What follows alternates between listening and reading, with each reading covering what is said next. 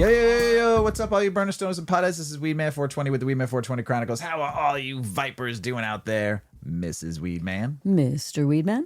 How the hell are you? Fantastic. I love it. Hey, all you vipers out there in the world, totally if you're smoking some big fat doinks where you listen to the show. Mrs Weedman and I are about to get normal with some Apple Banana Sundae. Given to us by our friend Midwest Terps, this strain is a hybrid cannabis variety known for its balanced effects and appealing aroma. It's a cross between apples and bananas and Sunday Driver. Users often report experiencing both uplifting and relaxing effects, making it suitable for various times of the day. The strain is also noted for its potential to enhance creativity and focus while easing stress and tension. Love it. Genetics, cross between apples and bananas and Sunday Driver. It's a hybrid 50-50 indica-sativa ratio. The THC content varies typically between 20 and 27%. The effects, users report are combinations of uplifting, euphoric effects with relaxation and potentially for increased focus and creativity. The flavor and aroma is described as creamy, sweet, fruity with hints of banana and other tropical notes. The dominant terpenes are limonene, caryophyllene, and ocimene, are often mentioned contributing to the strain's therapeutic properties and aroma. Potential benefits may help with stress relief, mood enhancement, pain alleviation, and anxiety reduction. Considerations due to its potency, it's recommended for experienced cannabis users or for those with lower tolerances to start with low dose. That is Apple Banana Sundae, given it to us by our friends Midwest Terps, and we thank you for throwing to the cause. Always. Did we smoke this when we had them here on the show? I've never smoked that before. Really? Apple. Oh, I think when they were here, we did smoke this together. I think we did smoke it. I think we did. It was one of the joints we rolled. Yep. There were so many that night. There were so many. But yeah, this was. But it was a long time ago. We hadn't smoked it just single us, you and I. You know, so I'm super excited about smoking this, and like I said, Midwest Terps sent me a picture of his latest grow. And he sent me a picture, and he wanted me to say when he stops by to hang out, we're going to put one of the buds under the microscope because he had sappiness going on. And I'll talk about it on a later show, but he had this big, whopping ball of sap. And not trichome production, not trichomes busting out into sap. This was straight sap. Brownish, reddish sap, like tree sap. That's very unusual. Yeah, I mean, I've seen pictures of it before from other growers too, but this was pretty pronounced. It was a nice big, like smaller than a pea, I guess you would say. That's how much was on there. It pushes up through the stem into from and then the just root, kind of and then just drips out of it. Yeah, it's crazy. There's no THC in it, you know, but I had talked with him. I said, would it give it flavor? We didn't discuss more. He sent me an article to read about it. So maybe on the next show, I'll read about it. So if you ever get some sap, we can learn about it. Yeah. Yeah. I don't know if I would ever think that it was sap that was on there. I showed you the picture of it, right? Yeah. But I'm saying, like, if I didn't know that was possible, I would probably think it was like, oh my God, this is the juiciest flower I've ever grown. It kind of looked like heavy. It looked like tree sap. Like what you would see from a pine tree. Like maple syrup. Yes, 100%. Look exactly like that. So, but I'm looking forward to getting a nug and putting it under the microscope and really take a peep at it. So it'll be kind of fun. Real quick, let's talk about 8decades.com, Mrs. Weedman. Yes. Go visit our site, 8decades.com. That's spelled EIGHTDECADES. 8decades.com for all of your cannabis consumption needs. We have accessories for the consumer. We have hemp clothing. We have totes. We have a link to donate to the Last Prisoner Project. We have Weedman 420 swag. Hey. And you may not know, maybe you do. 8 Decades is all about stomping the stigma. There have been 8 decades of cannabis prohibition. We don't want there to be a 9th, so we created products that start the conversation. They look nice, they're high quality, and they are your forever cannabis goods. Yes. So take a look. Yes. And you, by supporting 8decades.com, you support the show, and you help us be able to do this show weekly, and we appreciate you all out there who support the show. Thank you. So check out 8decades.com, everybody. Some very, very sad news today. Yeah. Unbelievably sad news today. One of Mr. Weedman's ultimate favorite bands of all time lost their lead singer today. Ozzy Osbourne passed away. But I am not sad in a lot of ways because I got to see Ozzy and Black Sabbath 4 times in my life, and that's awesome. Ozfest 3 times, and then their final tour a few years back, and then they did their final show last week or 2 weeks ago, I think it was. And everybody who played leading up to Ozzy and then Black Sabbath it was amazing, an amazing show. I mean, you didn't go to that? No, I watched Just to it. clarify. I did go. I wish. Yeah, I watched. that would have I been watched the. a dream. I didn't watch live. We were at the beach today. It was happening, but I watched stuff on YouTube, and I watched basically almost like 85% of the whole entire thing. I mean, every heavy metal band that I grew up with and loved were played there. And then you had the ultimate Black Sabbath, the creators of heavy metal. Yeah. Was it a multi-day? No, show? It was one day. Wow. One day. Just jammed and it was in just there. some great bands and some cool. great music, some great tributes to Black Sabbath and to Ozzy. And then Ozzy went on stage and performed his last show. Sat in a chair, his beautiful throne that he gets to sit in, and they played phenomenally. Now, did Ozzy have his voice that he had? I will tell you this, he sang very well. Mm-hmm. I thought he sang very well for having Parkinson's and being 2 weeks and frail till his deathbed, Yeah. Being passed away. Mm-hmm. So it was amazing that he got to give his heart to what he loved one last time and to rest in peace and rest in power and rest in music. Ozzy, to me, you were one of my all-time favorites since I was a kid.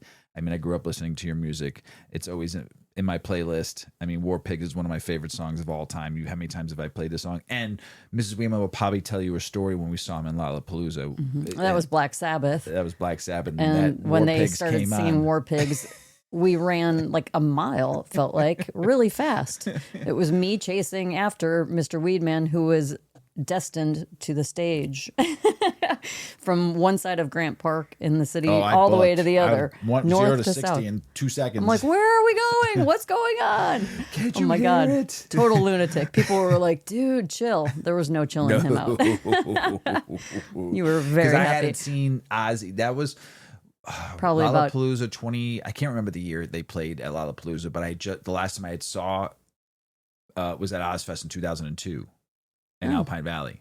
So it was probably like 10 or 15 years. Yeah, 10 probably years. 10, 12 years. Yeah. And oh my gosh. And then I got to see him one last time. Like I said, their final tour. Mm-hmm. I think it was 2017 or 2018. I can't remember. And I have a very good friend, a very good stoner friend, a guy I worked with for a long time. I mean, this guy can smoke weed from 7 o'clock in the morning till 7 o'clock in the morning. JP, we'll just call him JP. And he loves. He got to meet Ozzy a few years back. They flew to England and saw it. I mean, the moment I saw he passed away, the first person I texted was him. Yeah. I mean, I didn't. I mean, he had on his desk. He had like Ozzy bobbleheads and just a craziness. So, Ozzy, Black Sabbath. My gosh. The music that you put, the consistency that you've done, you had a crazy life. I mean, just the shit that you did, the stories that I've watched, your documentaries, the show, yeah, just amazing. I'm heartbroken, but also very happy. The feeling that I get every time I hear your music. Thank you for everything you've done for the music industry, for your fans, for the people around the world. Your music will live on every day in my car. It will live on in other people's cars. People will be probably playing tributes as of today because it is actually 7/22/2025 at 8:54 p.m. So I'm sure there's a cover band right now playing an Ozzy Osbourne song and probably playing Mama, I'm Coming Home. So, I mean, just, I got the chills. Love you, Ozzy. Rest in peace, brother. Hopefully I get to hear you again one day in heaven. So, rest in peace. Now, the fun talk. All right. So story might take a little bit, but this story will make you all, I mean, literally, this is fucked up, but it's fucking funny. And I'm going to tell you this. So Mr. Weedman was recording the Grow Hour with Big Earl, and we had a special guest, Terp Fiend. He's been on the show 5 or 6 times now on the Grow Hour. Amazing grower, breeder. Just always a good hour and a half. This was an hour and 45-minute show. He talked and gave his knowledge for an hour and 45 minutes, and it was awesome. So in the middle of the show, I would say we were about maybe 45 minutes into the show. You come downstairs with a popsicle mocktail that we had created from the week prior episode that you read that article about making popsicles. I read the article about popsicle Right. mocktails, but I just made a mocktail. You made a mocktail out of the popsicle recipe. Yes, Right. kind of, yeah. Kind of. Yeah. You doctored, we had infused honey that we thought was the whole jar was 100 milligrams. We'll start with that, right? So Mrs. Weedman we're in the middle of recording, brings down the mocktail, never done before. Like a show we've ever done has never been interrupted like that. Like, Yeah, I know. I just walked in. I'm like, you know what? Screw it. I'm walking who cares? in. It's a podcast. And Special delivery. Right. And you deliver me a mocktail, and I was like, hey, everybody, Mrs. Weedman gave me a mocktail. You're like, I used that honey. I'm like, cool. I'm thinking it's 10 milligrams, right? That's what I thought. That's right. And I'm drinking it, like talking during the show, drinking it, loving this drink, going, I gotta drink. I gotta drink. It's so good. I was all happy. Drink the drink. We're about an hour and 15, hour and 10 minutes into the show now, right? And all of a sudden I'm like, and I was smoking, I smoked earlier in the show, probably like the first 15 minutes of the show and then another 15 minutes in the show, get me good and zooted because I don't have to talk much on the grow hour. I have more questions and then listening. So I'm like, I get a little bit more higher. I don't have to really be so in tune with like focusing. I can get really high and because I have experts teaching me. So it's really cool. And all of a sudden we're an hour and 10, hour and 15 minutes. And I'm like, oh, what the? I'm thinking this in my head while Terp Fiend's talking. Cocktail is gone. I'm like, cocktail's done. There's hoppy refresher in there now because I want the fruit flavor and the ice. So I'm just probably getting some more residual of the honey that's in there, right? That might be left in the bottom. So I drank it second time now. All right. I am now like an hour and 15 minutes in. I'm like, oh boy. I'm like, how much did she put in this drink? Hour and 30 minutes in, I can't talk at all. Literally like frozen to the chair. Now I'm in panic mode because I don't know. You're the moderator. I'm the moderator. Thank God I had Big Girl because Yeah. Big Girl had bulk of the talk because he's more knowledgeable on some of the stuff him and Terp were talking about. So which I love because I just get to learn and listen to really good growers and breeders. So I am now really fucked up. And Terp said something, and I looked at him. I said, "Yo, that honey got me. I'm doing the one-eyed Jake all the way home." And he starts laughing, and I am like, I think I texted Earl, going, "Hey, dude, I'm not gonna make this finish this up strong." So he just puts laugh out loud. Okay, great. Thanks, Earl. Thanks for the talk. So we always joke about the end of the show saying, "Don't forget the cow mag." Right? It's a joke in the grower industry when someone asks, "Hey, something's wrong with my plant. What do I need to do it?" Someone always goes, "Cow mag, bro." So we always end the show with this funny little couple sentence phrases and then goes into, "Oh yeah, don't forget the cow mag." And I'm like, "Don't forget the cow mag. Peace."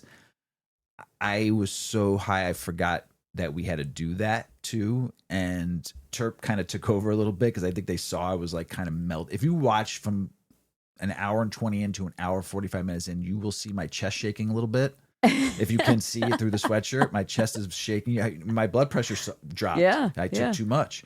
And my chest is shaking, bouncing up and down like this, up and down, up and down, up and down. I'm like, I can't, I'm just now in my head, trying to fucking play out this scenario, try to finish. I'm like, will you fucking stop shaking your chest? Will you stop doing this? Just act normal. Act normal. Fucking act normal. Fucking whacked. I am so zooted.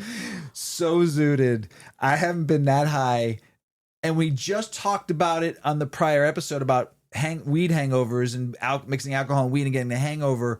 And we just talked about, and we talk about so many times on the show about overdoing it, start low, go slow, all that kind of stuff, right? I thought I was getting 10 milligrams. I thought I was getting 10 milligrams. Right. I thought I gave you 10 milligrams. Hold on, we'll get to your part in a second. Know. So we're ending the show, and I'm like, oh, it's all about the honey, guys. And they just what is he talking about? I'm like, the honey got me. I'm done. Let's just end the show right now, please. Right, right at the end of we were done basically. It was we have to end the show. I'm done.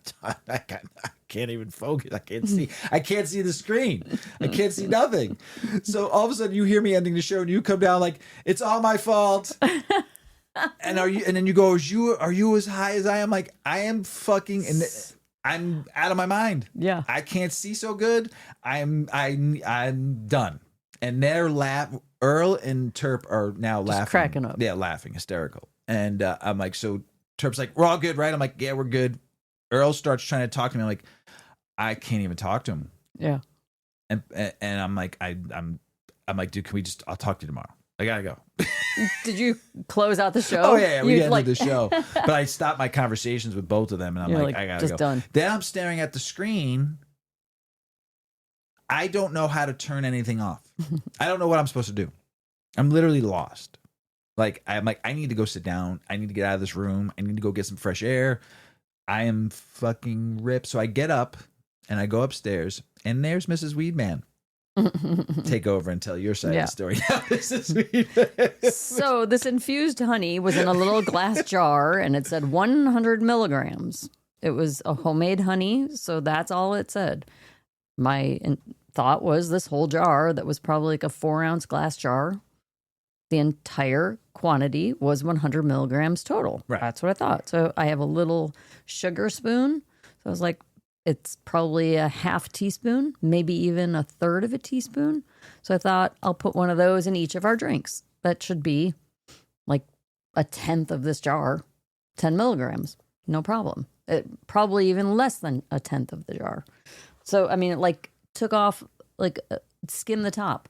So when I dropped the first spoonful in, it was real runny. And I was like, oh, all right. Well, I go back. I'm like, I'll put the second spoon. I go to do that. And I was like, oh, wait, this part of the honey is thicker. And I'm like, wait a minute.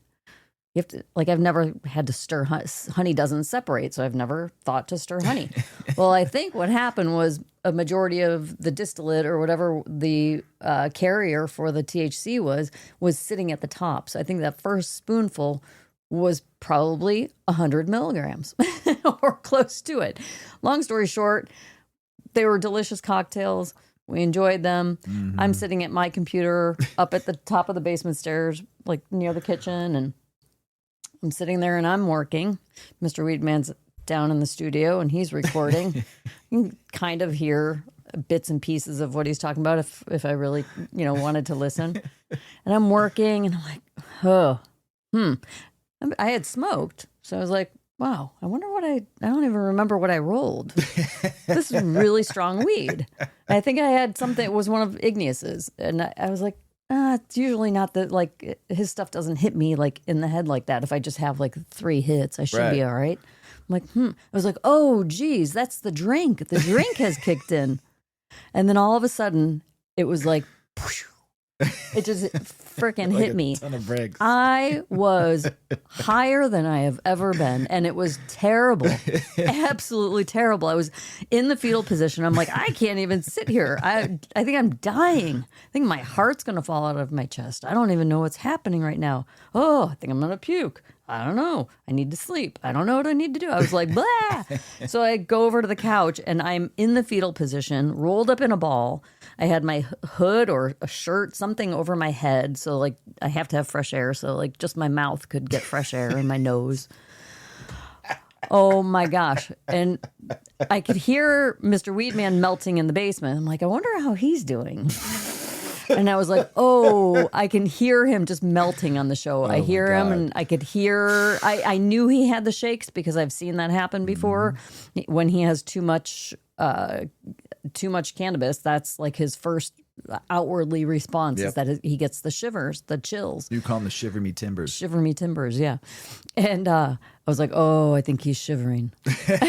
And that's when I came down here. So I think that was before I made my way to the couch to lay down. And then I laid down and I just knew that you were falling apart on the show and I felt so terrible. And then I was laying on the couch and I was starting to get paranoid and I'm like, oh no, we're both going to die. And the evidence is there, like the honey's there, all the stuff is out. But it's going to be like, I like killed my spouse because it's on video that I've brought him this beverage. So it's like a murder suicide. Fuck. This is just bad. This is all bad. And I'm like, I think this is when people go to the emergency room. I think I understand now. I get it. Because I feel like death. We knew not to go to the emergency room. Right. But it was that moment where it was like, oh, the way my heart was feeling and the way just like, blah, I was just like all over the place and I was nauseous, but I'm not going to vomit. It was like this weird stomach thing and the whole thing was just fucking shitty. And I just would remind myself, no, Susan, you're just fucking baked. You're fucking baked. It's going to go away. Chill out. You're not dying. You're all good. Close your eyes. Wake up in an hour. You'll be better. Oh, no. Well, no. You were high till No, I was high till 2 o'clock the next day. I had a very important work meeting the next day with people that I had not met before. And I was having waves of like being really high. Oh, yeah. It was like, All day. whoa, I'm high again. And then it was like, okay, no, I'm good. Oh, I'm fucking high. That happened. Like mid-meeting, I get a question and I'm like, duh.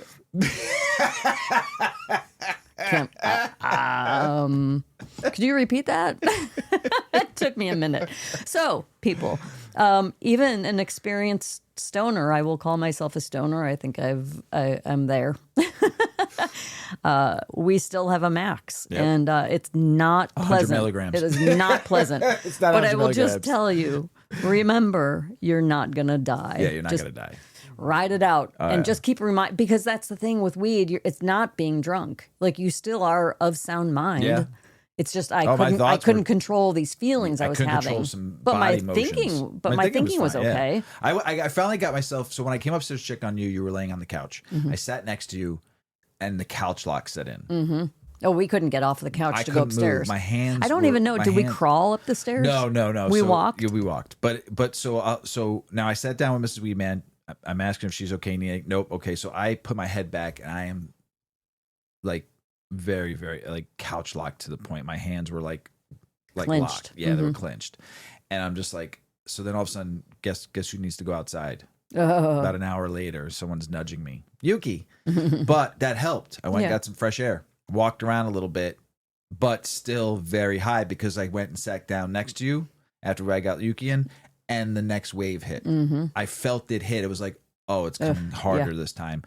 Next thing you know, I close my eyes. I wake up. It's 2:30 in the morning. And all of a sudden, I wake you up. I'm like, you okay? You're like, what time is it? I'm like, 2:30 in the morning. You're like, oh, shit. I'm like, let's try to get up to bed. I walked in right to front bed. of you. Yeah. Yeah, we didn't even brush our teeth. We didn't go in the Nothing. bathroom. We went, and next thing you know, my alarm goes off at 7:45 for work to get ready for work. I'm like, fuck you. Yeah. Fuck you. I am not getting up. I reset my alarm for 8:30. Woke up at 8:30. I'm like, fuck you. I'm not getting up. 9 o'clock. Finally, I'm like, I gotta go to work. I have a meeting at noon at 11. I finally got up, got ready, my ass ready, like moving slow. It was like, that was my It was morning. bad. Get in the car, have to drive. Now I'm not like I was that night, but the residual effects is there. I make it down to my meeting, get on time, and did my meeting. Miserable, but did it. I told the two guys, they're in the cannabis industry. Told the two guys what happened. They're laughing fucking hysterical. Got through the meeting. Wasn't really like, my mind wasn't there. Didn't want to think about numbers at the time, but I had to get through it. So got through it. Then started making my way home. Stopped at a few accounts on the way home. Told the story to a few people. They're all laughing at me, hysterical. They're like, how's Mrs. Weedman? I'm like, she's got a meeting right now. She's probably feeling the shit I'm feeling right now still too. Everybody's laughing. It's fucking funny. It is. It's hilarious because even though we're cannabis consumers and we are used to cannabis in our bodies, we smoke every day, we eat edibles every night, there's still a limit to what we can take in. Our bodies, my body, and I've said this, I'm a lightweight. I'm not meant for 100 milligrams. And when the next day, when we before we had dinner, we took the honey out and we opened the jar up. I'm like, that's all distillate on top, or whatever they made Because it there's with. still like a nice layer of, I'm like, did you stir this? You're like, no, not really. I just dipped it in, scooped it out. I'm like, oh, you whacked us. But I also don't think that was a 100 milligram jar. I think it's each, 1,000 milligram jar. I think we each probably had 50 or 100 milligrams. Right. And I think you wrote 100 milligrams in there, not the person who gave it to me, because when you gave it to me, I'm like, I think he told me 100 milligrams. You're like, okay, I'll write 100 milligrams on it. I bet you it was 1,000 milligrams. I bet. Oh my gosh. So now if we use that honey again, it's going to be Much mixed differently. thoroughly and basically like a half of Like a RSO portion. Actually, I think he made it with RSO. Oh, I think he made it with RSO. that's possible. So It has that it had that RSO kind of consistency to it too, yeah. like that potency. What when a you take RSO, especially if you're a newbie beginner or even somebody that's a lightweight, you're only supposed to take a size of a rice grain. Yeah. You can go a little more than the rice. I could probably take a little bit more than the rice grain, but holy smokes, we took probably like 10 rice grains. I took like a long grain rice grain. Not good. Right. Not as bad as this honey No. experience, but See, just to show that Mr. and Mrs. Yeah. Weedman, I've said it for 6 years, we are not experts. We are learning to help others learn. We're learning to grow. We're learning to learn about cannabis, and we make mistakes. There's sometimes we don't know what we don't know, and I hope this story helps you and makes you laugh a lot at us because we are fools and we just well, it's like a classic tale of homemade Yeah, of homemade 100%. infused goods. Yeah, 100%. I mean, all of it. You could do some ratio Right. calculations and and they might be And accurate. everybody's gonna say, but "Why don't you try CBD?" Yeah. We couldn't move. We couldn't You don't move. understand. There was no. I didn't want it. I just wanted to like go lay down, and I don't know if I have 100% CBD We didn't have in the any house. I have 100%. ratios in the Yeah. house. So that's another thing too. I don't Everything have was just straight full CBD. spectrum. Yeah, everything's full spectrum too. So, I have like a 20-to-1 gummy that might have helped, but at that moment, I just wanted to lay down next to you. Mm-hmm. Yeah, we didn't do anything that you're supposed to do when you're too I high. did. I went outside. You went outside for and a I minute. drank cold water, and I asked you if you wanted Yeah. a cold compress. You're like, I want nothing right now. Don't touch me. Don't touch me. Oh shit! So always know your dose. And what is the rule? Start low and go slow, which Mrs. Weedman thought we did. And I really thought I was doing okay. It happens to the best of us, everybody. Hope you enjoyed that funny story because I'm going to be laughing about that and telling that story for a very long time. Mrs. Weedman, Mr. Weedman, you ready to get the show started? let's do it. All right. Cannabis cuts migraine symptoms in first placebo-controlled trial. So peep this. At the American Headache Society meeting at Minneapolis on July 10th, 2025, they dropped the study that got Dizzy Lizzy and migraine sufferers everywhere doing a double take. The study set up 92 migraine headache warriors, mostly women, around 41. Each walked through vaporizer training and used a custom app for tracking. They did crossover design, 4 different puff sessions over separate migraine attacks, 6% THC, 11% CBD, a combo of both or placebo. No other meds allowed before the 2-hour check. Then rescue triptans allowed after. Now, let's break down those numbers. This is where it gets lit. At the 2-hour mark, THC alone delivered pain relief at 69% of users. THC and CBD combo similar at 67%. CBD solo came in at 57%. The placebo, just 47% reported relief. But hold up. Pain freedom, zero pain, was where the combo shined. 34.5% hit freedom with THC and CBD combo, beating placebos at 15.5%. That's nearly triple the chance. And what about migraine's worst bits? Like light sensitivity, noise, nausea. Combo killed that too. Nearly 60% relief versus 34.5% on the placebo. THC and CBD alone didn't climb as high. They even tracked photophobia and phonophobia. Both saw gains with combos versus placebo. Nausea, not as much difference, but still a trend. Side effects, got to keep it real here. THC brings on sleepiness, euphoria, and some cognitive slowdowns. But in the combo group, it was chill. Less high, less brain fog than the THC alone. CBD melded it out. No paranoia, no ER visits, no serious adverse events. Good vibes only. Sorry, I'm just laughing because this is what we just talked about, ER visits. Good vibes only. So what's the doc's take? Dr. Schutzer from USCD said, start with triptans or CGRP inhibitors first. Use cannabis only when those don't cut it. And definitely limit use, like under 10 times a month, because overuse can lead to rebound headaches. Now, reaction from the pros. Dr. Starling over at the Mayo Clinic threw props at the trial. The blinding was solid. But she added, we need bigger follow-ups, more centers, and long-term safety data. So what's the verdict? We got real science on cannabis easing migraine pains and symptoms. First ever placebo-controlled vape study. Combo THC CBD is doing the most. Heavy psychoactive hit. But doctor's advice is to tread light. Use only when other meds don't or they flop. Don't overdo it and stay in the safety zones.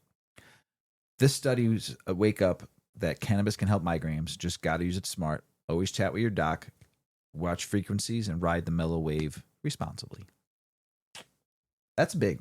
I mean, Dov Boy, who used to do the show with us, he gets bad migraines and he uses that and his bad back are the two biggest reasons why he uses, and plus he likes it. The three biggest reasons why he uses cannabis. Him and his back alley deals. San Diego scientists are trying to unlock the secrets of cannabis. Yes. Mrs Weedman's going to tell us about it, everybody. Yep. The cannabis plant has been used for a millennia as a mind-altering drug and medicine for many ailments. Prohibition in the United States forced it underground, but never prevented its continued cultivation or hybridization. At San Diego's Salk Institute, Professor Todd Michael and his research team genetically sequenced 193 strains of cannabis to try to understand just what it's capable of. We have this very important crop that people have been using for thousands of years, and people know very little about it, Michael said. Turns out, what we discovered is the plant has a massive amount of potential that we have really just started to understand and really build the tools to try to tap into. Michael showed us around a small lab at Salk, where his genetic sequencing machines reside. In the lab, he works to unlock the secrets of cannabis. Information about the collection of cannabis genomes made from those 193 sequences was published in a recent edition of the journal Nature. Michael said he sequenced thousands of plants, yet cannabis is the most interesting. He wants to understand the plant's many ways of making cannabinoids. Those are the chemical compounds that can alter our minds and bodies. Of them, the best-known cannabinoid is tetrahydrocannabinol, or THC, the one which makes you high. But there are many more, created by a common molecular pathway. Those additional cannabinoids require a lot of abbreviations to describe.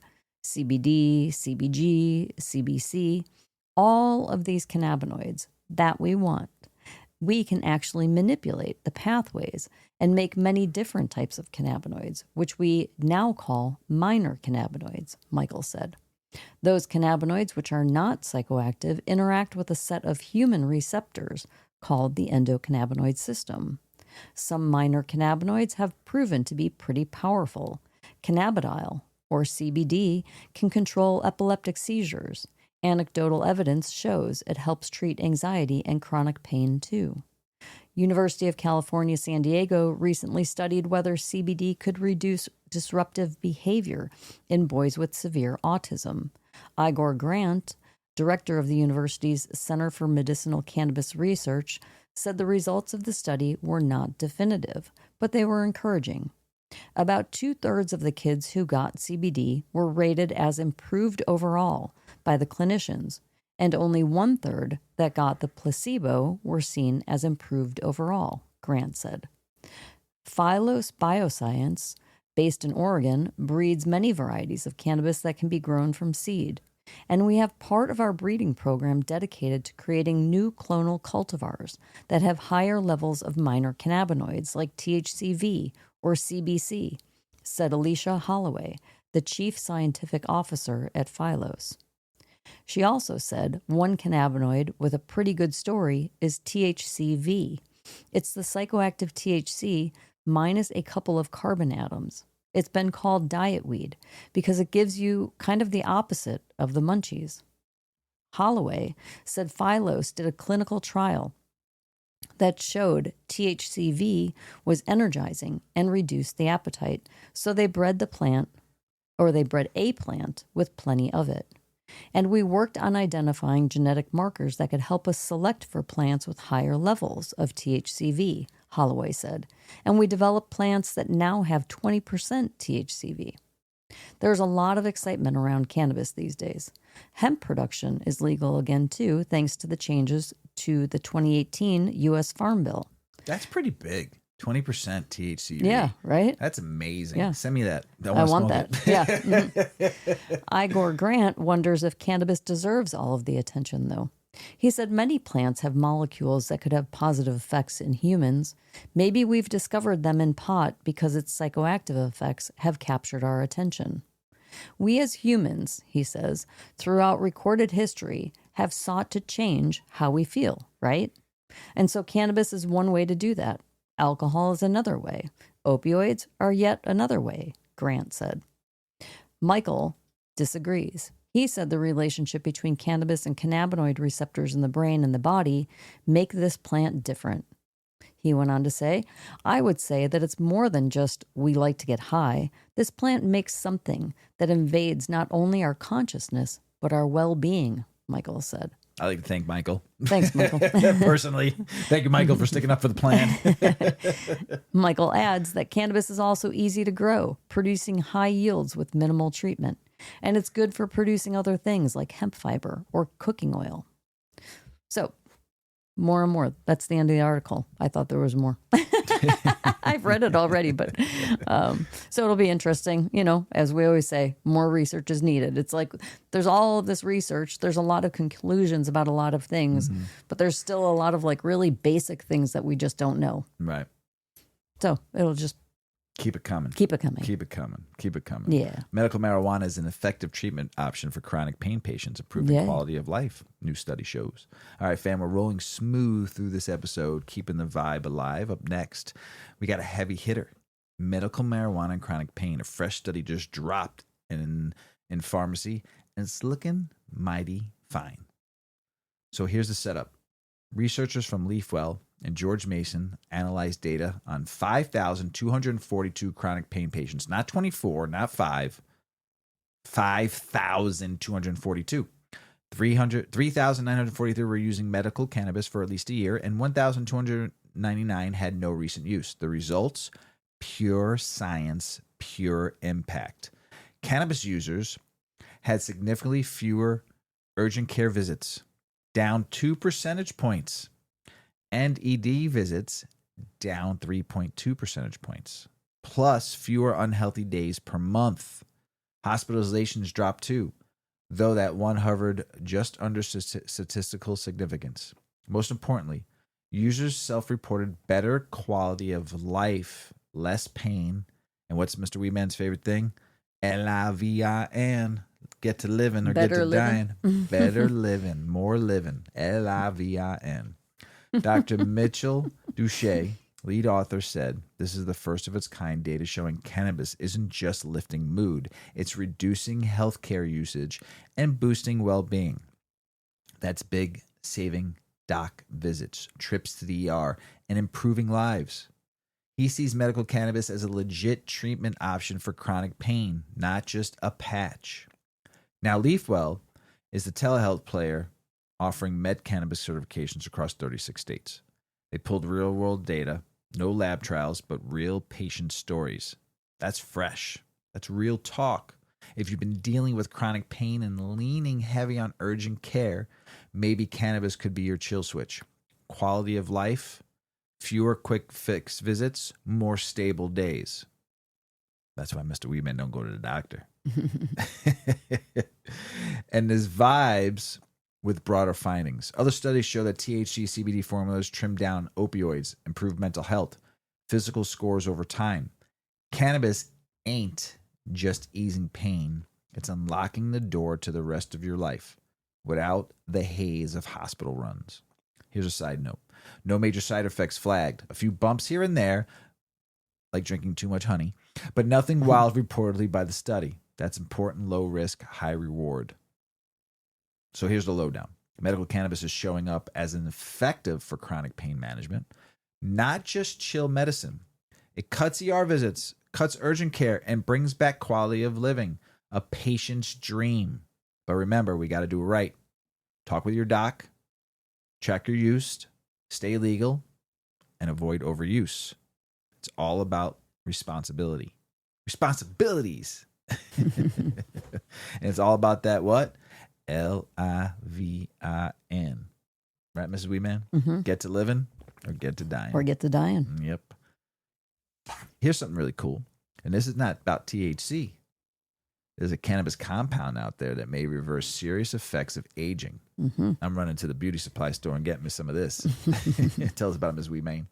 Cannabis has long been studied for its therapeutic benefits. The plant's compounds have previously shown potential as a neuroprotectant, and new research illustrates strong evidence. A study from the Salk Institute found that cannabinol. I'm high because CBN? I'm reading ahead of myself. Oh, are you? You're really high? Yeah. So, Thanks, Midwest Terps. Yeah, but clear. But Yeah. my brain just wants to go. Go, Or my go. mouth just wants to. All right. A study from the Salk Institute found that cannabinol, or CBN, a mildly psychoactive cannabis compound, may go beyond just preventing some effects of aging, like cognitive decline. They found that CBN has the potential to reverse it. I need some. The peer-reviewed study, which was published in Redox Biology, looked at the effects of CBN on age-associated cognitive decline and metabolic dysfunction using the SAMP8 mouse model of accelerated aging. The researchers found that CBN not only improved the memory of the aged mice, but also that it restored markers of brain function. Even more, cognitive impairment in older adults has been linked to mitochondrial dysfunction. And this study found that CBN also enhanced key aspects of mitochondrial function in the mice. Prior studies have shown that in cell culture, CBN can preserve mitochondrial membrane potential, enhancing antioxidant defenses. However, the study provides in vivo evidence of CBN's potential to mitigate age-related cognitive decline. While our cell culture studies suggested that CBN might be effective in vivo, it was really exciting to actually see these beneficial effects in aging mice, which indicates that further studies with CBN are warranted, said Pamela Maher, PhD, a senior author of the study, in a statement sent to Green State. In the study, the researchers included 3 groups of SAMP8 mice, one serving as the younger control group, one as the aged control group, and one as the treatment group. The treatment group of mice all received CBN in their diet for 4 months. The CBN was provided by FloraWorks, a cannabis supplier and research company. While the study found that CBN improved spatial memory and learning in aged mice, it was most pronounced in females. They found that CBN's potential to reduce disinhibition, a measure of executive function impairment, was most evident in males. This finding indicates that CBN not only supports learning and memory, but also promotes executive function. These findings place CBN as a promising agent for mitigating age-related cognitive decline and associated metabolic disruptions, particularly in preserving mitochondrial function during aging, wrote the study authors in the paper. The sex-specific differences in response to CBN treatment suggest that CBN's molecular I can't say that one. CBN's molecular effects may be gender dependent, which warrants further investigation into the underlying mechanisms. It is too soon to draw a conclusion about CBN's impact on age-related cognitive declines in humans, but the study provides promising evidence that calls for what, Mr. Weedman? More research. More research. That's really interesting, though, and what it makes me wonder, because cognitive decline is gradual and continual. Mm-hmm.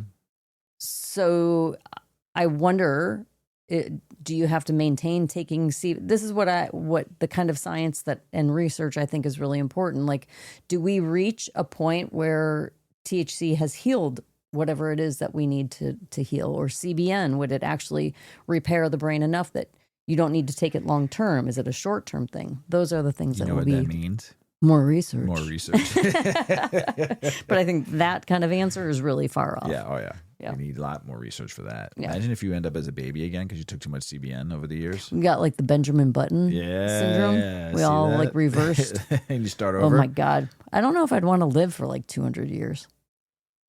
But maybe if everybody did. That'd be fun. Unless you're surrounded by people that you're like, oh, fuck. Oh, all over again. Another 100 years with you?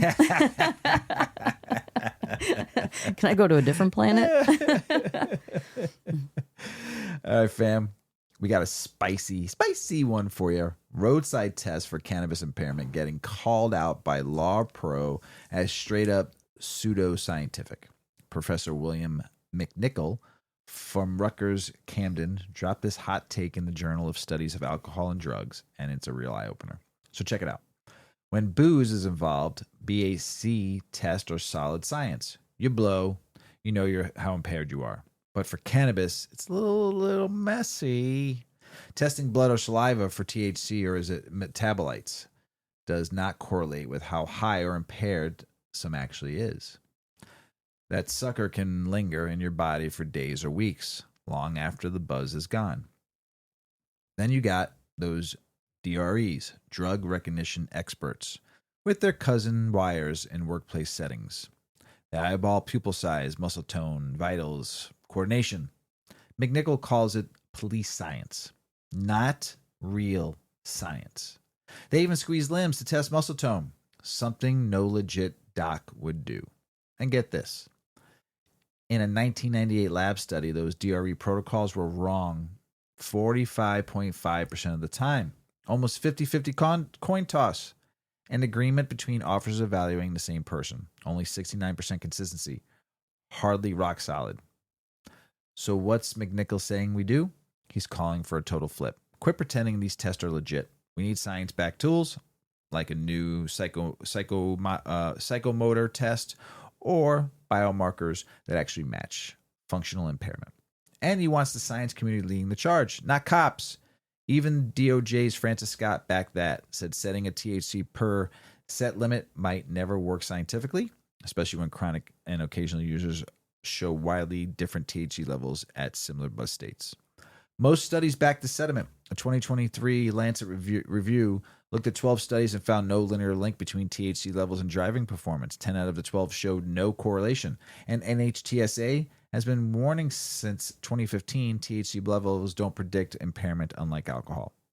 Real world effects. Big trouble for drivers and workers. In trucking, these outdated rules could be causing labor shortages. Commercial drivers are getting flagged, even if they're not high. They just have to pass. They just have past THC metabolites in their system. Happened to a friend of ours in Australia. Mm-hmm. Some even refuse test. Number of refusals in 2023 jumped 39%. That's supply chain shanking fam. Oh, what's the message? If we're going to keep the roads and workplace safe and keep people fair, we got to drop the pseudoscience. It's time for valid, reliable impairment test. Think real-time psychometer checks or biomechanical markers that tie to actual functions, not random THC cutoffs or shoddy squeeze test. So yeah, don't let anyone tell you passing a roadside test, THC test, means you're impaired. It's weak science. Weak sauce right there. Calls for better methods, smarter policy, and real fairness. And as are these lawyers that I've seen that are cannabis lawyers say, you get pulled over? What are you getting pulled over for? You asked the police officer? I know my rights. Don't say a fucking thing. You want your phone call. And let them take you to jail. And you call your lawyer. They can't search your car. No. But they'll make you think that they can. Yes, don't ever let them in your car. They'll tell you that they can. Don't ever let them in your car. Ever. Unless they got a warrant. If they unless they bring a drug dog, then you're in trouble. Right. If they physically see something on your seat, like if there was a package of edibles on your seat, or as long as it's in the right package and sealed, they can't say shit. But does that give them right to search your car if they see something? Not that I know of. I don't think Unless so. they bring the dog. Well, listen, I went to PetSmart the other day, got Yuki some couple new toys, came out, and there was a car next to me parked, and they had their bong in their front seat. You took a picture of it. Fully packed and loaded and ready to go. I almost was like, damn, should I wait for this person? It was packed, too. It was packed. And it was in the seatbelt. In the seatbelt. And I was like, man, I should wait for this person to fucking take a picture with them and fucking do a rip out in the parking lot. Oh, my God, you should have. It'd be great. Oh, shit, that was funny as hell. I showed you the picture right the other night. Yeah, oh, my God, I was laughing. Weed study may ease disease devastation. Yes. Tell us about it, Mr. Weedman. Marijuana has been used therapeutically for thousands of years. Countless studies have tested the plant's ability to ease both physical and mental conditions, and it's been used and endorsed by many in the process. The majority of states have legalized medical cannabis, and the University of Maryland School of Medicine, or UMSOM, is attempting to lead the charge on a new health-based use for cannabis, and that is lessening dementia-related agitation at the end of life. Dementia is a devastating syndrome that affects over 57 million people and is the seventh leading cause of death among older people 57 globally. million people. That's crazy. A lot. Yeah, that is a lot. It is a term that encapsulates several progressive diseases that affect memory, thinking, and cognitive abilities. It also greatly affects the overall psyche, causing personality changes, increasing anxiety and sadness, and worsening confusion as the disease progresses. According to the UMSOM palliative medicine program, medications like morphine, Valium, and Haldol are typically used to manage agitation in hospice-eligible dementia patients, but they are often ineffective or make symptoms worse. The study that UMSOM is conducting will focus on an investigational oral drug called T2C100. It contains both THC and CBD. Participants will be assigned either the drug or a placebo in a double-blind process, meaning neither participants nor clinicians know which they're given. And they will take it for 12 weeks. This study is important because there are no FDA-approved medications to manage agitation at the end of life in dementia. Oh my God, I think cannabis would be game-changing. Mm-hmm.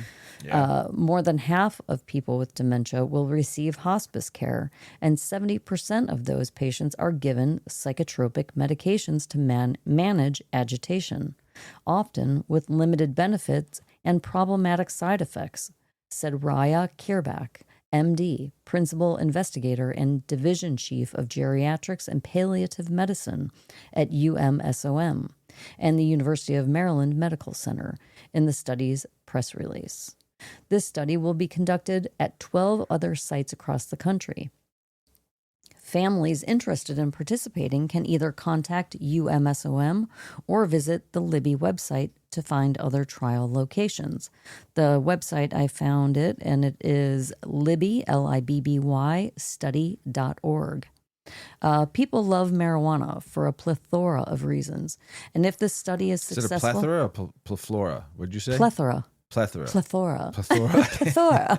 I like to enunciate in my own way. It's like my own language, Mr. Weedman. Come on.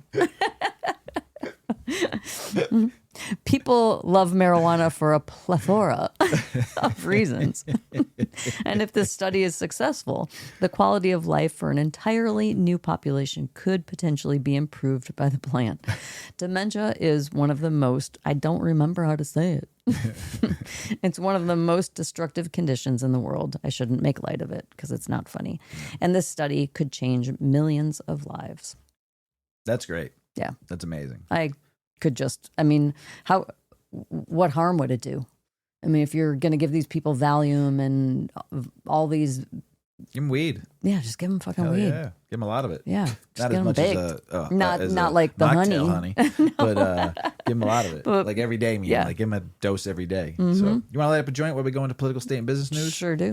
Big Cannabis is riding a mellow wave. Small in Germany, small decriminalized space is the new hope, but it's more sprinkled in the storm. So, yep, big weeds vibes, chill, not lit, not a rocket. Oversupply, price drops, red tape, stalled legalization have tanked major firms from $37 billion in 2021 to just $4 billion now, and revenue multiplies are down too. That's across the globe. So, and big cannabis, meaning like MSOs, are down. Their revenue is down across the world, and Germany is the only space that has a little bit of hope right now. So. Florida cannabis market is crumbling. Medical sales flat or dipping. Revenue barely budged. 1.4% up in April from 2024. Then fell 0.5% in March, 2.7% in April, and 0.5% in May. June just plus 7%. MSOs are sweating. Stock indices are down 50 to 62%. Yeah, they are. Voters axed adult use in 24, intensifying the slump. Big ops are squeezed. Competition's brutal. Florida not quite sinking, but it ain't flying high either. Chill, everybody. We need to get that vote on the ballot for 26, and hopefully you will see Florida be one of the top states in the country for cannabis. Massachusetts just hit resume on social equity cannabis programs after a year-long pause, kicking off virtual training in September and reopening applications August 1st. About 229 hopefuls hit hard by the war on drugs will finally get industry support, regulatory help, and free breaks. Budget's tight, $19 million versus $30 million requested, but advocates are cheering. Finally, real paths for cannabis corner hopefuls. Let's vibe on that, Mrs. Weedman. Puff, puff, pass. New Jersey just unlocked its 4 cannabis consumption lounges: High Rollers, Sunnyton, Ginseng, and Urban, marking a major milestone for safe, legal on-site use.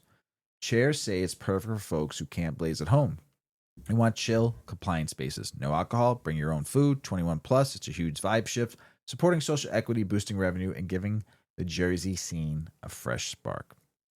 Illinois, can you just get with the fucking program?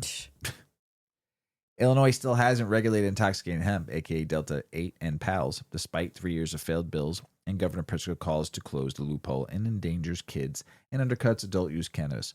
Hemp farms want testing, packaging rules, and minimum age laws, but lawmakers couldn't agree on licensing or THC limits, so the unregulated Delta 8 and Wild Wild West lives on. Kids access unchecked, adult use edged out. It's a little chaos. Delaware's rec market launches August 1st, but only 6 existing medical dispensaries get first dibs, new licenses. They're benched, missing inspections or zoning green lights. Critics say this cements the big 6 locally, keeps prices high, lines long, and sidelines small and equity entrants. State officials argue it's just fastest way to open, but fairness, that's where the debate begins.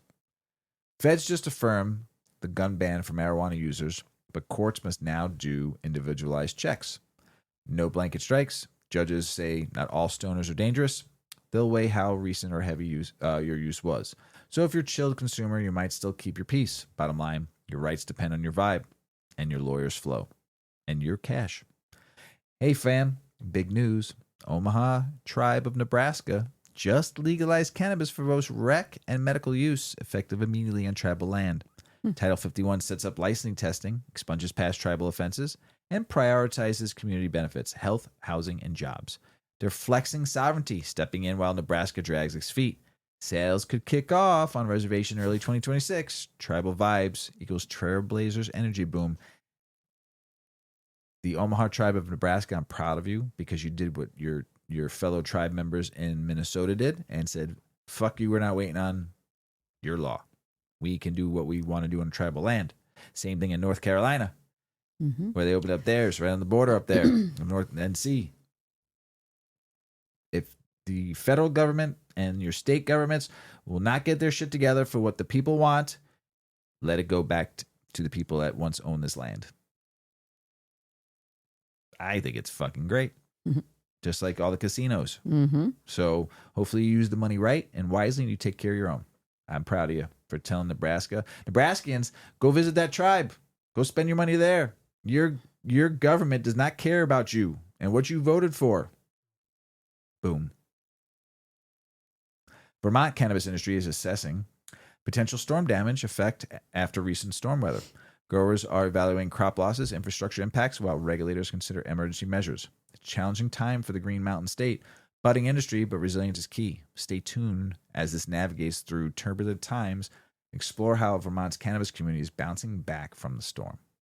In a wild political twist, Trump just signed the Halt Fentanyl Act, tightening fentanyl penalties, but also opening the door for research on Schedule I substances. That's cannabis, psychedelics, and more in a mixed bag. Stricter laws on one hand, but potential for more studies on the other. So while the crackdown's real, the research window just cracked open. Now over to you, Mrs. Weedman, with political, state, and business news. Yes. Michigan's courts got wild with weed laws. Over 1,000 plants equals a misdemeanor. But a woman with 20 pounds of weed and cash faces what? 7 years in prison. That's right.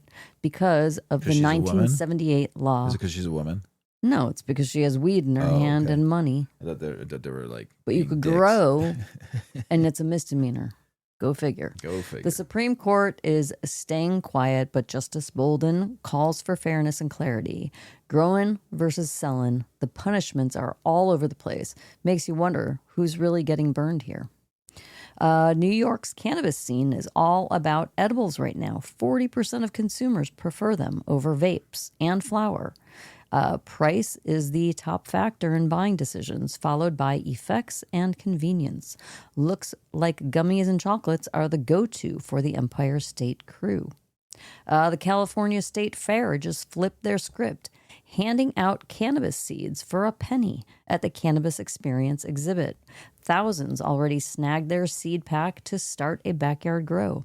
Embark's Dustin Moore says it's all about normalizing cannabis responsibly. And Scott Vasterling from Humboldt Family Farms adds, it's a weed, literally. So if you're in Cali, grab a seed and get growing. I think that's really cool that they have a cannabis experience at the state fair. Yeah, I think That's great. Awesome. New York's cannabis scene. We're back to New York. They just hit a snag. 3 batches of Harvest flower from East End Flower Farm got recalled due to pesticide levels being above state limits. Uh-oh. Testing lab Lexicrom Analytical banned them. No reports of illness yet, but the state's Office of Cannabis Management is playing it safe.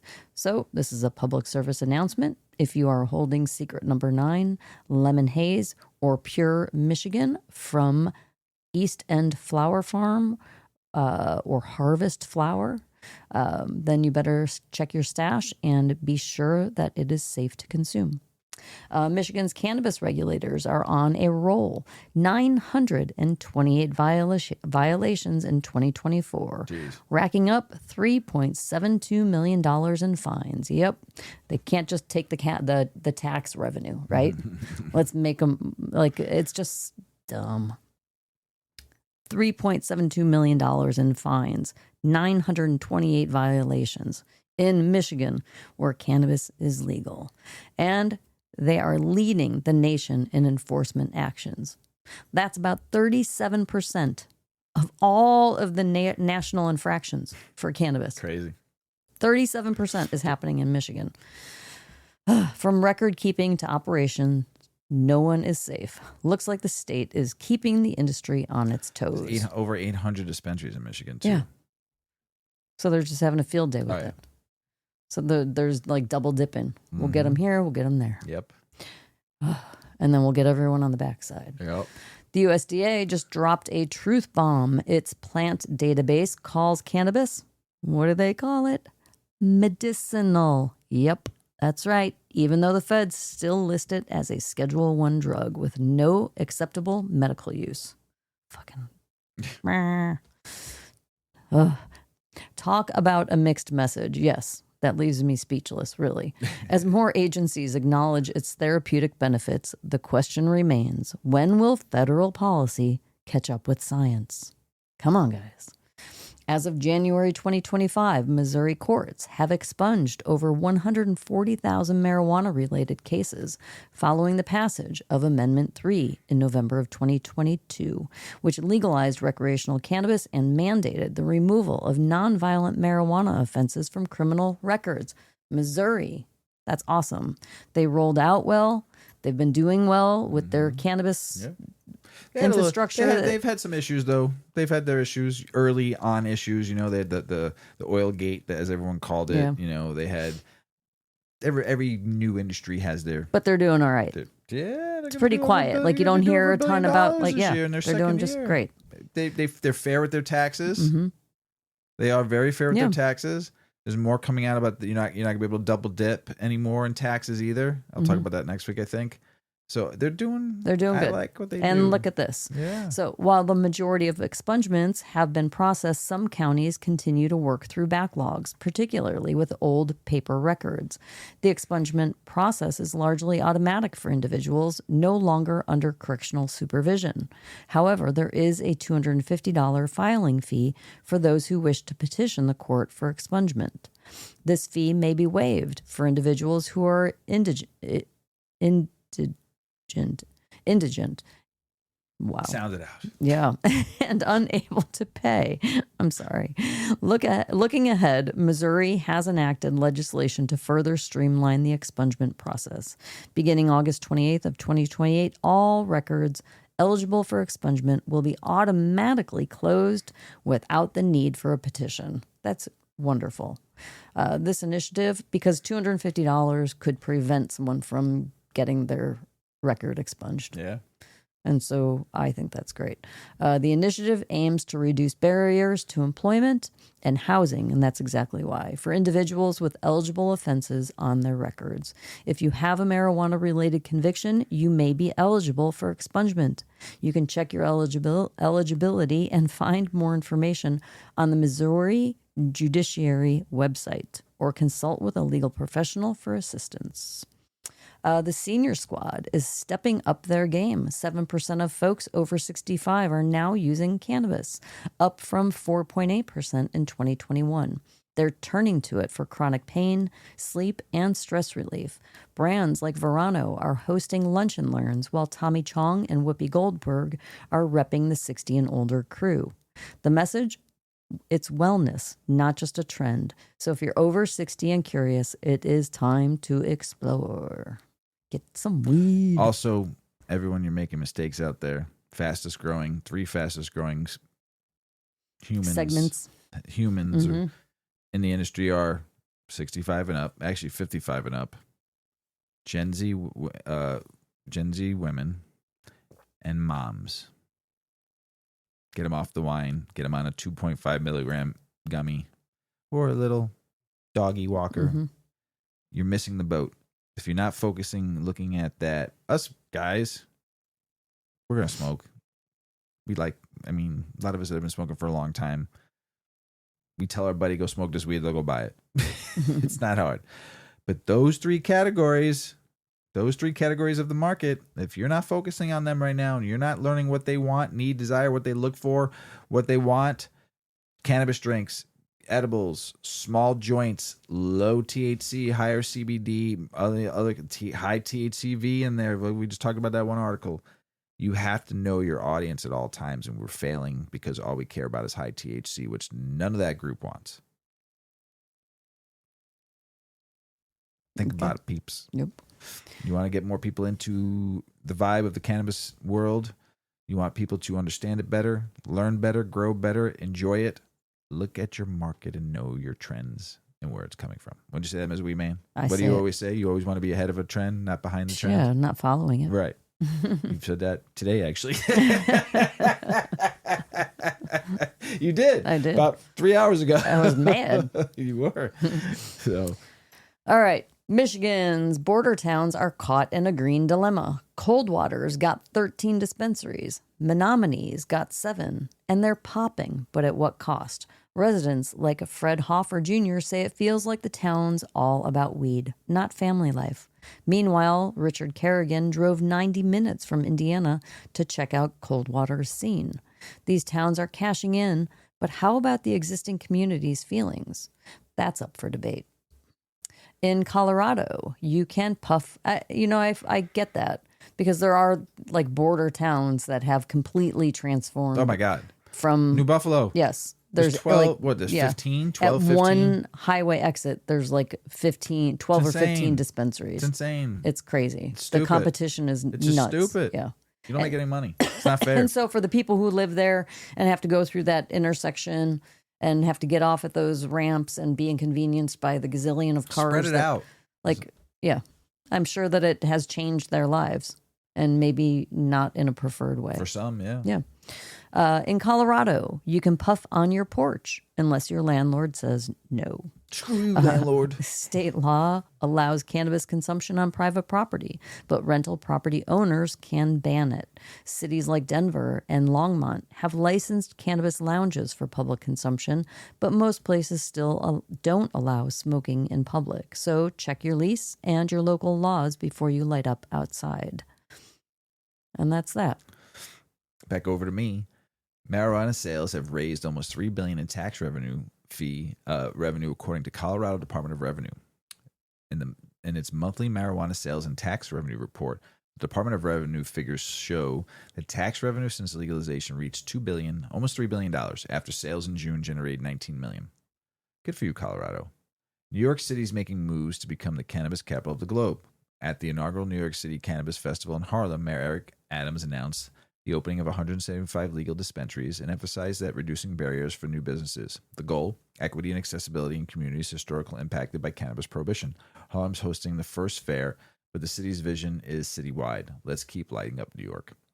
Washington's got green mystery on its hands. A new study by the RAND Corporation reveals that licensed farms and processors might be growing and processing 2 or 3 times more cannabis than what's being sold in stores. The data's tracking system, managed by a Liquor and Cannabis Board, leaves a lot of room for uncertainty about where the excess product ends up. Lawmakers are pushing for a better system, but the board says it might take until 2027 to roll it out. I know where it's going, because your damn tax revenue is the highest in the country at almost 40%. They're given what Caesar deserves, and they're selling some out the back door. That's what I would fucking do. That's your opinion. That's what I would do. Yeah. I'm saying that's what I would do. I don't know what they're doing out in Seattle, but if I had excess, yeah, I need to make my nut, and almost 40% of my profits going to Caesar. I'd be like, hey, come CBD? to the back door. yeah, it's hemp. Or hemp. It's hemp flower. Would you like to sell it at your smoke see shop? Me at the back door. I got you. I only sell pounds, though. It's the gray area. Yeah, Business development. Yes, as Mr. Weedman has said for years. Washington got green. I already talked about that. Sorry. Cannabis hospitality is leveling up from the novelty of necessity. Cannabis lounges, once a gimmick, are now global business, attracting tourists and locals alike. From Amsterdam to Los Angeles, these venues offer curated experiences, blending cannabis culture with luxury. So whether you're a seasoned enthusiast or a curious newcomer, the cannabis hospitality scene is ready to welcome you. Let's light up and explore. Illinois, I just read 3 different states that have lounges. Mm-hmm. We had some friends that we know that are trying to get a pass. Yep. Like the dolphin. You know.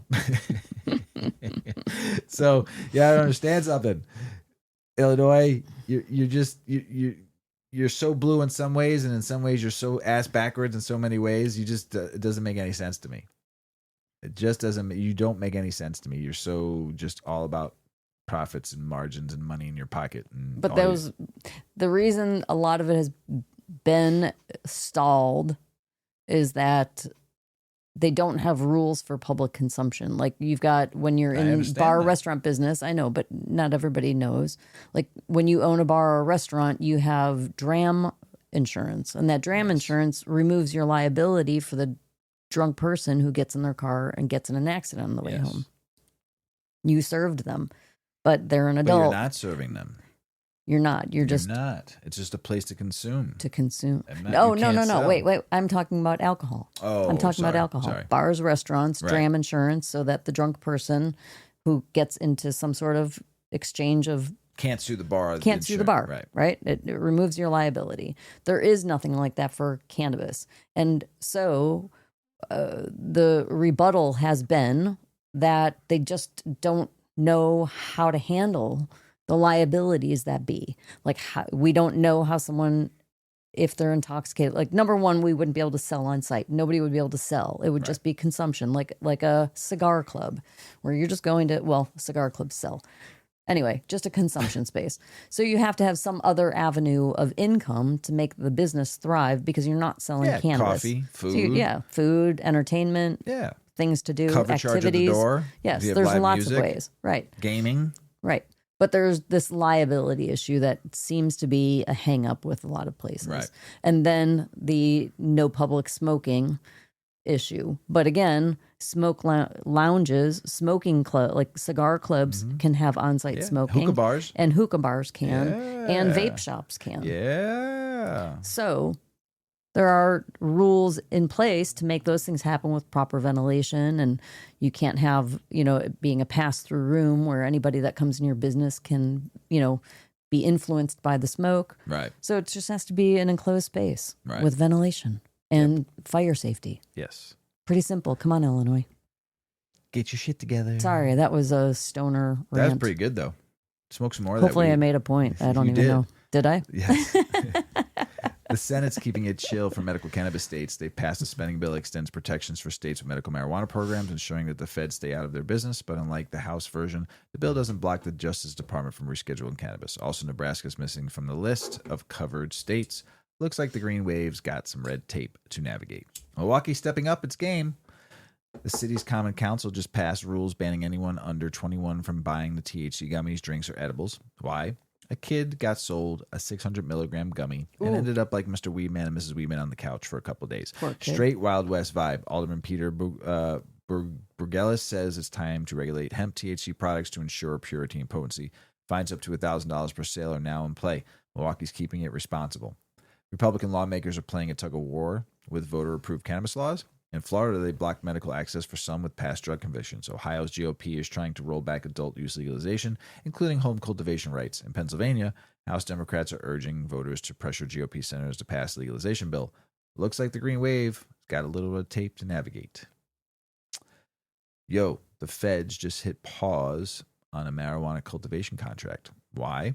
Cost-cutting order from Trump's Department of Governmental Efficiency. We talked about this last week. University of Ole Miss. Department of Government Efficiency, DOGE. The contract was set to supply cannabis for a research purpose. Now it's on hold. Experts say the move could delay studies on cannabis and medical benefits. Looks like the green light's turning yellow, folks. On pause.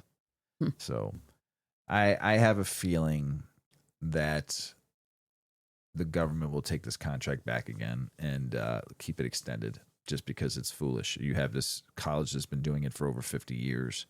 Mm-hmm. I think it's just when they were doing all these cuts, they were just looking to cut everything and then figure it out and later after they fucked it all up. Re-implement it later. Yes, after they fucked it all up and realized, oh, we fucked up a lot. We need to bring back some of the stuff.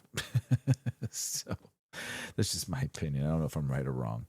Or they could just be complete fucking foolish, Texas is turning up the heat. Alamo Bud Company is hosting the People vs. SB3 rally on August 16th in San Antonio. This grassroots event aims to educate and unite the community against Senate Bill 3, which threatens to criminalize all THC products outside the medical program. Expect live music, vendors, and insightful talks from cannabis experts. It's all about the awareness and advocacy with a touch of fun. I was just reading today. I do the show. I put the show together on Mondays. We record on Tuesday. So today is Tuesday. Like I said, rest in peace, Ozzy Osbourne.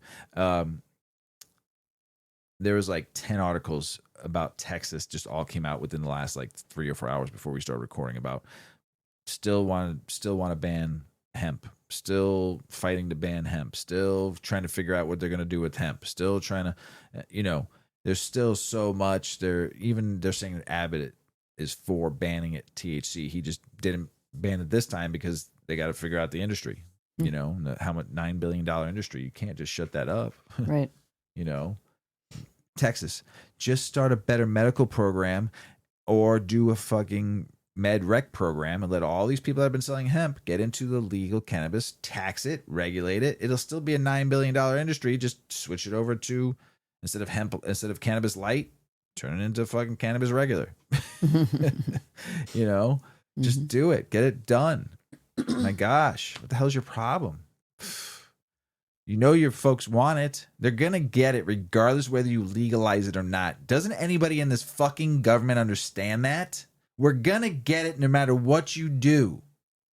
You've been trying to fight us since 1937, and you fail every year, and all you do is waste money failing at it. You're a failure. This government, not just the one, all of them have failed. You failed the American people and people around the world. You failed us. And you keep on failing us because you don't listen to us. You do what you think you want to do, and you don't listen to anybody. I told you a few episodes ago, I don't care. I don't believe in any of these governments anymore because they all lie and cheat and steal. So I don't care. You lie, you cheat, and you steal from your constituents. You do all you care about is our vote. So we get you where you want to be at, so you can take over and do whatever the fuck you want. You all suck. Period. How's your favorite weed brand doing on the dispensary shelves, Mrs. Weedman? How do they get on the okay? This is actually clutch. If you're a consumer and you go to the dispensaries and you don't see your favorite brand there, and I'm going to give you reasons why. Okay, there is, and then Mr. Weedman's going to go into this article. There is the cultivation. There is the dispensary. Well, let's go cultivation, transporter, dispensary, consumer. Okay. Now, let's just say there's 155 edible brands in your state, and there's 250 stores. That's a lot. That's a crazy it's a lot of gummies to be in only 250 stores. You're not going to get carried in every one of those stores. Just not going to work. The buyers are going to carry what sells. The buyers are going to carry what relationships they have with the salesperson. The buyer is going to like what they like, and then they're going to see if the profitability, the margins is all going to work out for their store. So they'll bring it in. If it doesn't work, they bring in another brand. That doesn't work, they bring. So you might have got used to that brand, right, Mr. Weedman? You like a gummy brand, you like a flower brand, but now that store doesn't have it. So what do? Do you find another brand and start over? Try a bunch to see what you like, or do you go to a dispensary that you see online that carries that brand you like? It depends on the consumer. Yeah. It depends on the location of the next dispensary. Right. Yeah. There's a lot that goes into it. So tell us about how your favorite weed brand gets to the dispensary shelves. Yes. When you're a kid, you might wonder how your favorite toy magically appears on the store shelves. And as you get older, maybe you start to understand how clothes, electronics, and groceries make their way through complicated supply chains before ending up in your shopping cart. But have you ever stopped to think about how cannabis products get to dispensary shelves? The journey from seed to sale in the cannabis industry is one of the most complex and fascinating supply chains in the consumer economy. Federal prohibition, evolving state regulations, and the highly specialized nature of the product have led to the creation of an entirely new category of wholesale marketplaces, compliance technologies, and retail systems. At the heart of this ecosystem is the wholesale cannabis marketplace, a behind-the-scenes world where growers, processors, brands, and retailers buy and sell products long before consumers see them. Companies like LeafLink have become a key digital infrastructure supporting this part of the industry. And while most consumers may never see these platforms, they're essential to ensuring products are available when you walk into your local shop. The seed-to-sale journey starts, as you'd expect, with a seed. Licensed cultivators grow cannabis under controlled conditions, indoors, in greenhouses, or outdoors, depending on each state's regulations. After weeks of growth, the plants are harvested, dried, cured, and trimmed. But flower is only one part of the market. Much of what consumers buy today, like edibles, vapes, tinctures, topicals, they require further processing. Extraction labs turn raw cannabis into oils and concentrates, and edible manufacturers infuse gummies, chocolates, and beverages, and co-packers help small brands produce at scale. Before hitting shelves, every product must go on and pass rigorous third-party lab testing. Labs test for potency, pesticides, heavy metals, mold, and more. Hold on. So potency is a big one. You know, if you're off in your state, that can set that product back from getting into that dispensary weeks. You know, that sucks too. And my little summary was just quick and simple. But that's a big one. What Mrs. Weedman just read, it could take your product off the shelf for anywhere between 2 to 3 to 4 weeks sometimes. And you could get replaced. Yeah, in real that, quick yeah. in that time period. Because new products are like constantly coming out on the market. There's in a dispensary, which you don't see, there's something called a vault. It's in the back room. It's a locked vault. Everything is marked and labeled, right? You have a spot in that vault. You earned your place in that dispensary's vault if you're a brand. You either making that dispensary money, or you're collecting dusts and you're at the bottom of the shelf now, and they're just going to ask you to take the product back, or can we use it as giveaways because it's not moving. Mm-hmm. It's just part of the thing. So you have to understand, if you like that brand, support that brand and buy their gummies or buy their flour or buy whatever concentrates, so they stay on that shelf. Just it happens. You've been a shopper for a very long time, right? You shop at box stores, you shop at department stores, you shop online. You see products come and go, right? You like, how many times you've seen a product in the top shelf, then it's in the middle, and it's at the bottom collecting dust because it just doesn't sell, and they have 5 cases of it that they can't get rid of, kind of thing, right? Have you seen that on grocery store shelves? Yeah. You know the paper trail. All right. So accurate labeling then and safe consumption all hinges on this lab testing. Unlike most consumer goods, cannabis is tracked at every step, literally. Seed to sale tracking systems are mandatory in nearly every legal state. Platforms like BioTrack and Metric log and follow the entire life of each plant and product. Think about that. Each plant is tracked from seed to sale, and every ancillary product from planting to sale. So each plant gets a barcode or RFID tag. Every stage, the harvesting, testing, transporting, wholesaling, selling, it is all recorded. This oversight helps regulators ensure products stay in the legal market and meet all safety standards. These systems also create complexity. Operators must stay compliant while managing a fast-moving business. That's where platforms like LeafLink play a bigger role. Beyond connecting buyers and sellers, they integrate with seed-to-sale tracking to ensure transactions and logistics stay compliant. Orders, shipments, invoices, they can all sync directly with state systems. LeafLink also helps address other longstanding industry pain points, including access to banking, streamlined payments, and supply chain transparency, making it easier for businesses to operate efficiently and within the law. The only technology most consumers actually see is at the dispensary itself. When you browse a menu online, order ahead, or pay at the register, you're likely interacting with a point-of-sale platform like Dutchie, which powers many storefronts across the country. Dutchie sits at the very end of the journey, but it's connected to everything that came before. Inventory systems, compliance reporting, wholesale orders, all of it feeds into what you see on the screen or in front of your bud tender. In many ways, Dutchie is the front-facing layer of a deep and complex technology stack. Walk into a dispensary and see hundreds of products, and it's easy to forget the coordination required to get them there.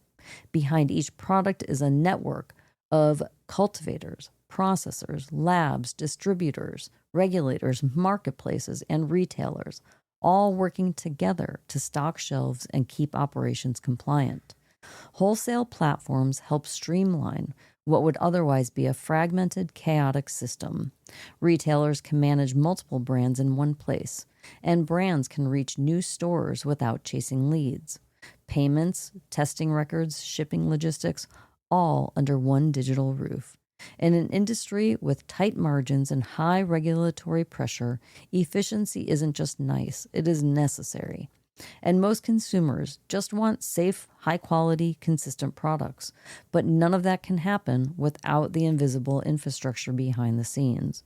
When you buy your favorite gummy or pre-roll, you are experiencing that final step of a much longer journey. LeafLink, BioTrack, Dutchie, they may not be household names, but they make the cannabis industry work. And as legalization continues to evolve and federal reform inches closer, this behind-the-scenes infrastructure will only become more vital. So the next time you step into a dispensary, take a moment to appreciate not just the product in your hand, but the vast, coordinated ecosystem that got it there. Yeah, it's a lot. Takes a a lot. Yeah. Flour, concentrates, edibles, vapes, the process of where it starts from, like they said, seed to sale. There's a lot that goes in between. I try to simplify it, but there's a lot that goes in this industry. Can be the best industry in the world sometimes, and sometimes it can be fucking crash and burn. You're like, ah. But all of that, I mean, it has, put a lot of jobs and workforce power out there. It's all good in a lot of ways. But if you think about any other industry, we always talk about the parallel of the liquor industry and how cannabis should just be regulated like liquor. Could you imagine if liquor, every ingredient in liquor had to be labeled at its point of origination? Crazy. And then every batch of every liquor had to go through lab testing. Yep. And if everything wasn't perfectly compliant, the whole batch would get through. I mean, that would never happen. So I can only hope, although then there will be a loss of jobs, but maybe there won't be because there will be increase of sales and distribution, that once we go federally legal, a lot of this bullshit regulation could just drop off. I hope. I mean, the cost to open a dispensary is cost prohibitive. So how do you have equity, social equity, when there's no entry point that is viable for any human being? Like 20 people to open up a dispensary. And then you have to keep yourself afloat for the year that it takes to get your feet off the ground. Sometimes two. And fucking millions of dollars. So if all this regulation bullshit could drop off and treat it like a liquor store and treat it like a brewery and make this whole system more normalized, it would be better for everybody. Such a young industry still too, but we still have to go through so much shit. Yeah, it's impressive that they have created this system. Yeah. And there's just a lot of shit. Yeah. Yep. International news. Hey, folks, big news from north of the border. Veterans Affairs Canada has reimbursed over $1 billion in medical cannabis since 2011, covering more than 143 million grams of veterans and eligible RCMP members. In the 2024-2025 fiscal year alone, they compensated nearly $245 million for over 30,000 kilograms of cannabis. The program continues to grow, supporting over 27,000 veterans. That's a green salute right there. Slovenia just flipped the script on the cannabis policy. The National Assembly approved a groundbreaking medical cannabis laws, making it one of Europe's most progressive. The bill legalizes cultivation, production, and distribution for medical and scientific use. It also removes cannabis and THC from the prohibited drug list, introduces a non-restrictive licensing system, and allows prescriptions via regular medical channels. Patients will receive a cannabis card for pharmacy pickups. The move positions Slovenia as a leader in the cannabis reform. The EU is rolling out one of the green carpet for hemp. Agriculture-focused MEPs are pushing to lift national ban on non-intoxicating hemp cannabis. The goal to harmonize cultivation rules across member states, making hemp farming more accessible and efficient. The move could boost the EU's hemp industry and pave the way for more sustainable agricultural practices. Looks like the hemp's future in Europe is looking a little bit brighter. Hey, hemp enthusiasts, listen up. The global hemp fiber market is set to soar past $30 billion by 2033. Growing at a robust 20.12% annually. That's great. This surge is driven by rising demand for sustainable composites in industries like automotive and construction. China leads the production, but Europe and North America are catching up fast. Looks like the hemp's future is greener than ever. Big news for Prague. President Peter Pavel just signed the bill decriminalizing recreational cannabis for personal use and home cultivation. Adults can now legally grow up to 3 plants and possess up to 100 grams at home or 25 grams in public. The law also allows psilocybin for medical use, marking a significant shift in Czech drug policy. Reforms take effect in 2026. Hold up, fucking hold up, Malta. Cannabis scene just hit a snag. Despite being the first EU country to legalize personal cannabis use, the government is now sending threat letters to consumers over nuances, odors, stinky weed, skunky weed. The Authority for the Responsible Use of Cannabis is warning users that their homegrown plants could lead to fines if neighbors complain. Critics argue this move punishes responsible users instead of addressing deeper issues like housing density and social stigma. So it's the smell of the plant growing, Yep. That's just such a beautiful smell. I know. Cannabis enthusiasts, Germany's medical cannabis market is booming, and Canadian companies are leading the charge. In Q1 of 2025, Canada supplied 43% of Germany's imported dried flower. U.S., we'd be supplying a lot of weed to a lot of countries, and so much money, like so much of this waste can be set abroad, be amazing. We just need to get our shit together. They nearly doubled the exports, with patient numbers soaring and prices lower than the illicit market. Canadian producers like Origami and Decibel are capitalizing on this growth, posting major gains and expanding margins. Germany is now the key growth market for Canadian cannabis exporters. Alberta cannabis scene just got a major upgrade. The Alberta Gaming, Liquor, and Cannabis Commission has announced that cannabis sales are now permitted at concerts and festivals. Man, Canada just killing it. Even those with minors present. Sales must occur in designated 18-plus zones, ensuring they're responsible, enjoyable experiences for the attendees. Plant Life Cannabis is already leading the way, setting up shop at events like Rocking Thunder in Edmonton. Get ready for the greener summer.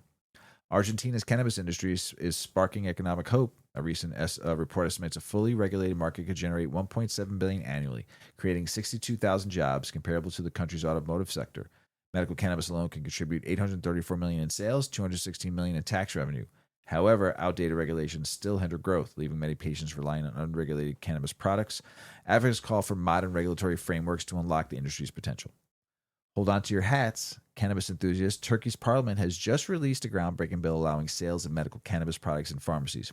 Under this new law, cultivation and harvesting will be overseen by the Ministry of Agriculture and Forestry, while the health minister will handle processing, licensing, and distribution. Sales would be strictly confined to licensed pharmacies, ensuring safety and traceable through the electronic monitoring system. Good for you, Turkey. All the international news was great, except for Malta. Sorry, Malta. We love music. Yeah. I know what I'll be listening to in the car tomorrow, maybe even going to bed tonight. But there's some good songs out there about cannabis. 33 of them on this article talks about, and I'm sure there's another 333 more and maybe 420 more out there too that everyone enjoys. Probably. Yeah, we've had some other other lists. best of weed songs lists before, but this is another good one. Tell us about it, Miss Weedman. Yeah, most people like to set the scene before they smoke. Maybe they put on a movie or get their favorite snacks out. Even if you don't have time for big preparations like that, the least you can do is put on a little music and vibe. Marijuana has been integrated into creative spaces for as long as it has existed, and as a result, there are a bunch of songs dedicated to celebrating the plant. If you ever want to feel entirely immersed in the cannabis community through music, here's a list of the best songs about weed. So these are the classics, and I'm just going to give you like a few of them, and when I post the episode, I will put a link to this article so you can see the full list. So classics like If You're a Viper, Mr. Weedman, one of your favorites. One of my faves. By Fats Waller. Yep. Mr. G sings it every year on 420. Yep. And Legalize It by Peter Tosh. And Reefer Man by Cab Calloway. Or how about Mary Jane by Rick James? Yeah, I love you. As you can see from the song so far, singing and rapping about weed isn't new. Even with the increased stigma around the plant before legalization efforts took off around the country, one thing America can't resist is a good song. Songs like Let's Go Get Stoned reached #1 on the R&B charts and reached the top half of the Billboard Hot 100 in 1966, and others found mainstream success as early as the 1930s. These early songs about weed often ridiculed the government's crackdown on the plant, especially within artist spaces. Medical marijuana was first legalized in the U.S. in 1996 in California. The 1980s and 90s are seen as an iconic time for culture in general, and especially music. As talks of legal use of the plant picked up around this time, iconic songs about cannabis were bound to sprout up. If you're in search of that pre-Y2K vibe while listening to songs about weed, here are a few to cue up. My favorite, Gin and Juice by Snoop Dogg, Because I Got High by Afro Man, and Let's Get High by Dr. Dre.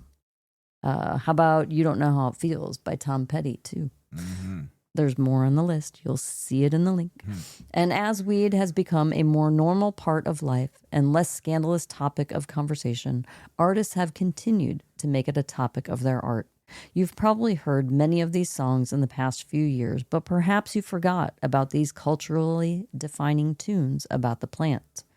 We've got Broccoli by Dram, Still Blazin' by Wiz Khalifa, and Medication by Damian Marley. So Next time you start to roll up or have friends over to indulge in the plant, refer back to this list of perfect songs for a good laugh, then sit back and enjoy the vibe of the night. I love music. Generals gathered in their masses. Gonna be playing that tonight before bed. Get all wound up. We'll wrestle later. All right. I'd like to thank Midwest Terps Throne for the cause. Appreciate the apples and bananas and apples, or apples and bananas Sunday. Great stuff. Got me nice and zooted for the show. And Mrs Weedman, as you like that joint, got anything else to say? It makes me want to sing the Raffi song. I eat eeples and baninis. A oot to oot, ooples and banoonies. That tape was on in the car. I like to eat apples and bananas. Thanks, Midwest Terps. That's good weed. Whew, everybody have a great week. Stay safe. Be sweet. Everybody out there in the world, we love you. Thanks for listening and supporting the show. We appreciate you out there. As Paulie always says, smoke smart. Puff, puffing away. Puff, puff, puff. Check out our cannabis lifestyle brand online at 8decades.com. Our custom smokes and accessories are perfect for your coffee table, bedroom nightstand, or kitchen counter. They're designed for you to show them off. The Canna community is also loving our hemp and cotton blend t-shirts, sweatshirts, scarves, and hats, finished off with our 8 Decades logo. We've got some awesome, long-lasting goods that will be your favorite for years to come. 8 Decades, because a 9th decade of cannabis prohibition isn't acceptable.